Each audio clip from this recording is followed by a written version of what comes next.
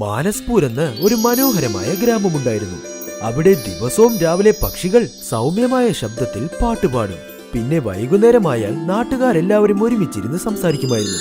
രാംപ്രസാദ് രണ്ടാമതൊരു പെൺകുട്ടിയെ വിവാഹം കഴിച്ചു. ഇവിടെ ഒന്നിനെ കൊണ്ട് പറ്റുന്നില്ല, ഇതിൽ രണ്ടാം കല്യാണം കഴിച്ചെന്നോ? ആദ്യ ഭാര്യയ്ക്ക് കുഞ്ഞില്ലല്ലോ, അതുകൊണ്ടാ രണ്ടാം കല്യാണം കഴിച്ചത്. ആ നാട്ടിൽ മഞ്ഞുകാലത്ത് എല്ലാ വർഷവും നല്ല വെയിലുള്ള ദിവസം നോക്കി ക്രിക്കറ്റ് കോമ്പറ്റീഷൻ ഓർഗനൈസ് ചെയ്യുമായിരുന്നു. കേട്ടോളൂ കേട്ടോളൂ, എല്ലാ വർഷത്തെയും പോലെ ഈ വർഷവും നമ്മുടെ നാട്ടിൽ ക്രിക്കറ്റ് മത്സരം നടക്കാൻ പോകുന്നു.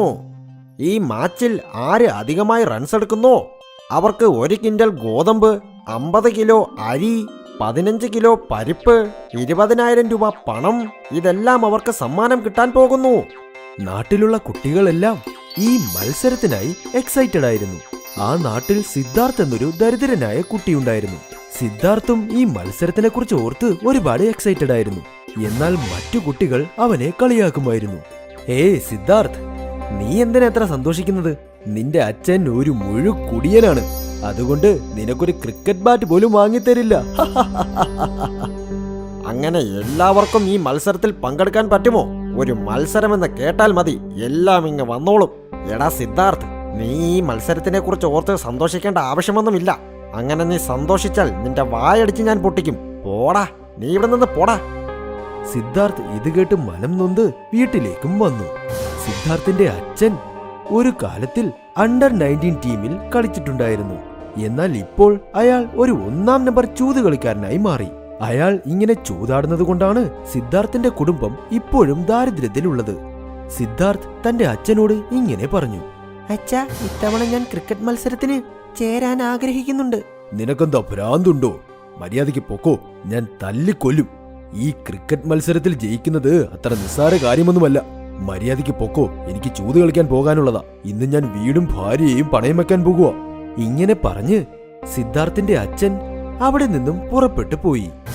അപ്പോൾ സിദ്ധാർത്ഥ് തന്റെ അമ്മയുടെ അടുത്ത് പോയി ഇങ്ങനെ പറഞ്ഞു: അമ്മേ, ഗ്രാമത്തിൽ ക്രിക്കറ്റ് മാച്ച് നടക്കുന്നു.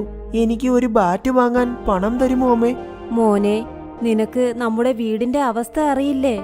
ഞാൻ കഴിഞ്ഞ ഒരു മാസത്തിൽ 100 തുണിക്ക് എംബ്രോയിഡറി ചെയ്തപ്പോഴാണ് ഞാൻ 3000 രൂപ സമ്പാദിച്ചത്. വീട്ടിൽ ഭക്ഷണ സാധനങ്ങൾ ഒന്നും തന്നെ ഇല്ല. പിന്നെ അതുപോലെ നിന്റെ സ്കൂളിൽ നിന്നും സ്കോളർഷിപ്പും കിട്ടിയില്ല. സിദ്ധാർത്ഥിന്റെ കയ്യിൽ ബാറ്റ് വാങ്ങാനുള്ള പണമില്ലാത്തതുകൊണ്ട് അവൻ തുണിയലക്കുന്ന ബാറ്റ് കൊണ്ട് ബാറ്റിംഗ് പ്രാക്ടീസ് ചെയ്തുകൊണ്ടിരുന്നു. ഗ്രാമത്തിലുള്ള കുട്ടികളെല്ലാവരും സിദ്ധാർത്ഥിനെ കളിയാക്കിക്കൊണ്ടേയിരുന്നു. പാവം ദരിദ്രവാസി, ബാറ്റ് വാങ്ങാൻ പണമില്ല, തുണി അലക്കുന്ന തടി കൊണ്ട് അടിച്ചു കളിക്കുന്നു. എനിക്ക് തോന്നുന്നത് ഇന്നലെ ഇവൻ അച്ഛൻ്റെ അടുത്ത് പോയി ബാറ്റിന് പണം ചോദിച്ചു കാണും. അപ്പോൾ ഇതാ ഇതുകൊണ്ട് അവനെ നന്നായി അലക്കി കാണും. അതുകൊണ്ടായിരിക്കും ഇതേ തടി കൊണ്ട് തന്നെ നമുക്ക് പ്രാക്ടീസ് ചെയ്യാമെന്ന് ഇവന് തോന്നിയത്. ഇങ്ങനെ കുട്ടികളെല്ലാവരും സിദ്ധാർത്ഥിനെ കളിയാക്കുമ്പോൾ അവന്റെ മനസ്സിൽ ഒരുപാട് വിഷമമുണ്ടായിരുന്നു. അവൻ ഒറ്റയ്ക്ക് കാടിന്റെ ഉള്ളിലേക്ക് പോയി ക്രിക്കറ്റ് പ്രാക്ടീസ് ചെയ്യും. കോമ്പറ്റീഷന് കുറച്ചു നാളുകൾക്ക് മുൻപ് ഗ്രാമത്തിലുള്ള കുട്ടികളെല്ലാം സിദ്ധാർത്ഥ് ആ തുണിയലക്കുന്ന ബാറ്റ് കൊണ്ട് തന്നെ നല്ല ഷോട്ടുകൾ അടിക്കുന്നത് കണ്ടു. സിദ്ധാർത്ഥ് ആ തടി കൊണ്ട് തന്നെ ഇത്രയും നല്ല ഷോട്ട്സ് അടിക്കുന്നല്ലോ. നമ്മുടെ കയ്യിലുള്ള ബാറ്റിനേക്കാൾ ആ വിറക് കഷ്ണം കൊള്ളാമെന്ന് തോന്നുന്നു. സിദ്ധാർത്ഥ് തന്റെ പ്രാക്ടീസ് അവസാനിപ്പിച്ച് ശൂശു വയ്ക്കാൻ പോയപ്പോൾ രജത്ത് എന്ന് പേരുള്ളൊരു കുട്ടി സിദ്ധാർത്ഥിന്റെ തുണിയലക്കുന്ന ബാറ്റ് നശിപ്പിച്ചു. സിദ്ധാർത്ഥ് തിരിച്ചു വന്നപ്പോൾ ആ തുണിയലക്കുന്ന ബാറ്റ് തകർന്നു കിടക്കുന്നത് കണ്ട് അവൻ ഒരുപാട് വിഷമിച്ചു. ഇതുമില്ലാതെ ഞാൻ ഈ മത്സരത്തിന് എങ്ങനെ പങ്കെടുക്കും? സിദ്ധാർത്ഥ് കരഞ്ഞുകൊണ്ടേ വീട്ടിലേക്കും വന്നു. എന്തുപറ്റി മോനെ, നീ എന്തിനാ കരയുന്നത്? അമ്മേ, എന്റെ കയ്യിലുണ്ടായിരുന്ന തടികഷ്ണം ആരോ തകർത്തു. ഞാൻ മത്സരത്തിന് എങ്ങനെ പങ്കെടുക്കും? കാട്ടിൽ നിന്ന് എന്തെങ്കിലും തടി കൊണ്ടുവാ, അതുകൊണ്ട് ഒരു ബാറ്റ് ഉണ്ടാക്ക്. അവന്റെ തലയിൽ എന്തുകൊണ്ട് ഇങ്ങനത്തെ ഐഡിയ വന്നില്ല എന്ന് സിദ്ധാർത്ഥ് ഒരുപാട് വിഷമിച്ചു. അവൻ കാട്ടിലേക്കും പോയി. പിന്നെ ഒരു ബലമുള്ള തടിയും എടുത്തു. എന്റെ കയ്യിലിപ്പോൾ തടിയുണ്ട്, എന്നാൽ ഇത് എങ്ങനെ ബാറ്റാക്കും? ഒന്ന് ശ്രമിച്ചു നോക്കാം. സിദ്ധാർത്ഥ് ആ തടി കത്തികൊണ്ട് മുറിക്കാനും നോക്കി. എന്നാൽ അവനത് പറ്റിയതേയില്ല. ഇതിനെ ബാറ്റാക്കാൻ പറ്റില്ല, എന്നാൽ ഇതുകൊണ്ട് പ്രാക്ടീസ് ചെയ്യാം. സിദ്ധാർത്ഥ് ആ തടി കൊണ്ട് തന്നെ പ്രാക്ടീസ് ചെയ്തു. ഇങ്ങനെ സിദ്ധാർത്ഥ് തടി കൊണ്ട് പ്രാക്ടീസ് ചെയ്യുന്നത് രജത്തും കണ്ടു. എനിക്കിനി ഈ തടിയും നശിപ്പിക്കണം. രജത്ത് തന്നോടൊപ്പം കുറച്ചു കുട്ടികളെയും കൂട്ടി സിദ്ധാർത്ഥിന്റെ അടുത്ത് വന്നു. ഫ്രണ്ട്സ്, അവന്റെ കയ്യിൽ പിടിക്കൂ, രണ്ട് കുട്ടികൾ സിദ്ധാർത്ഥിന്റെ കൈകളിൽ പിടിച്ചു. വേണ്ട, ആ തടിയും പൊട്ടിക്കരുത്. ഞാൻ ഒരുപാട് കഷ്ടപ്പെട്ടാ അത് കണ്ടുപിടിച്ചത്.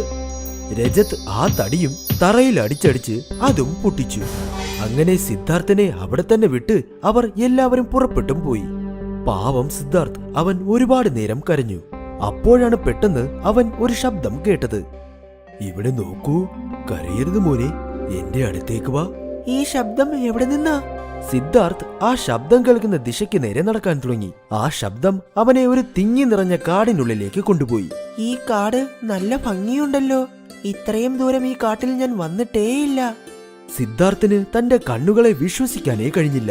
എന്തുകൊണ്ടെന്നാൽ അവനെ ഒരു മരമാണ് വിളിച്ചുകൊണ്ടിരുന്നത്. നീയാണോ എന്നെ വിളിച്ചത്? അതെ, ഞാനാണ് നിന്നെ വിളിച്ചത്. ഞാൻ ഒരു മാന്ത്രിക മരമാണ്. നിന്നെ ഞാൻ സഹായിക്കാൻ ആഗ്രഹിക്കുന്നു. എന്താ, മാന്ത്രിക മരമോ? ഞാനും ഒരു സാധാരണ മരമായാണ് ഈ കാട്ടിൽ ജീവിച്ചുകൊണ്ടിരുന്നത്. എന്നാൽ ഒരു മഹർഷി എന്റെ മരത്തിന്റെ നിഴലിലിരുന്ന് അദ്ദേഹം തപസ് ചെയ്തതുകൊണ്ട് അദ്ദേഹത്തിന് ദൈവത്തിൽ നിന്നും അനുഗ്രഹം കിട്ടി. അതുകൊണ്ട് എന്നെ മാന്ത്രിക മരമായി മാറ്റി അദ്ദേഹം പോയി. നീ എന്നെ എന്തിനാ സഹായിക്കുന്നത്? മറ്റുള്ളവരെ സഹായിക്കാൻ എനിക്ക് ഒരുപാട് ഇഷ്ടമാണ്. അതും ആരൊക്കെ ദരിദ്രരാണോ, ഒരുപാട് കഷ്ടപ്പെടുന്നോ അവരെയൊക്കെ സഹായിക്കും. പറയൂ, നിനക്ക് എന്ത് സഹായം വേണം? സിദ്ധാർത്ഥ് തന്റെ പ്രശ്നങ്ങൾ ആ മരത്തിനോട് പറഞ്ഞു. നീ വിഷമിക്കണ്ട, ഞാൻ എന്റെ ശിഖരം കൊണ്ട് നിനക്ക് ഒരു ബാറ്റ് തരാം. അത് ആരെക്കൊണ്ടും ഒരിക്കലും തകർക്കാനേ സാധിക്കില്ല. ആ മാന്ത്രിക മരം സിദ്ധാർത്ഥിന് ഒരു മനോഹരമായ ക്രിക്കറ്റ് ബാറ്റ് കൊടുത്തു. ബാറ്റ് കിട്ടിയതും സിദ്ധാർത്ഥ് ഒരുപാട് സന്തോഷിച്ചു. സിദ്ധാർത്ഥ് മാന്ത്രിക മരം തന്ന ആ ബാറ്റ് അവന്റെ അമ്മയെയും അച്ഛനെയും കാണിച്ചു. ആഹാ, ഈ ബാറ്റ് കാണാൻ നല്ല രസമുണ്ട്. ബാറ്റ് എത്ര നന്നായാലെന്താ, നിനക്ക് ജയിക്കാനൊന്നും പറ്റില്ല. ഞാൻ ചൂത് കളിക്കാൻ പോകുക. ഞാനിന്ന് നിന്നെയും പണയം വയ്ക്കും. തന്റെ അച്ഛന്റെ ഈ വാക്കുകൾ കേട്ട് സിദ്ധാർത്ഥ് വിഷമിച്ചില്ല. അവൻ പ്രാക്ടീസ് ചെയ്തുകൊണ്ടേയിരുന്നു.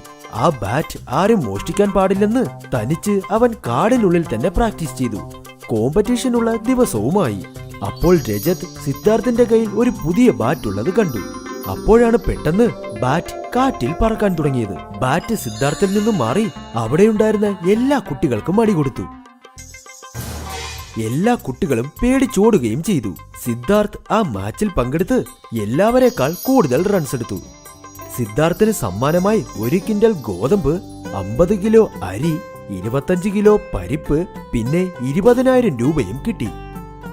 സിദ്ധാർത്ഥ് ഇത്രയും സമ്മാനങ്ങളും കൊണ്ട് വീട്ടിലേക്ക് തിരിച്ചു വന്നപ്പോൾ സിദ്ധാർത്ഥിന്റെ അമ്മയുടെ കണ്ണിൽ നിന്നും ആനന്ദ കണ്ണീർ ഒഴുകി. മോനെ, നീ കുറച്ചു ദിവസമെങ്കിലും നമ്മുടെ ദാരിദ്ര്യം മാറ്റിത്തന്നു. സിദ്ധാർത്ഥിന്റെ അച്ഛനും അവസാനം തന്റെ തെറ്റുകൾ മനസ്സിലാക്കി. നോക്കു മോനെ, എന്നോട് ക്ഷമിക്കൂ. ഞാനിനി ഒരിക്കലും ചൂത് കളിക്കില്ല. ഞാൻ ജോലിക്ക് പോകാം. നീ ക്രിക്കറ്റിൽ നന്നായി വളരാൻ ഉറപ്പായും ഞാൻ സഹായിക്കാം.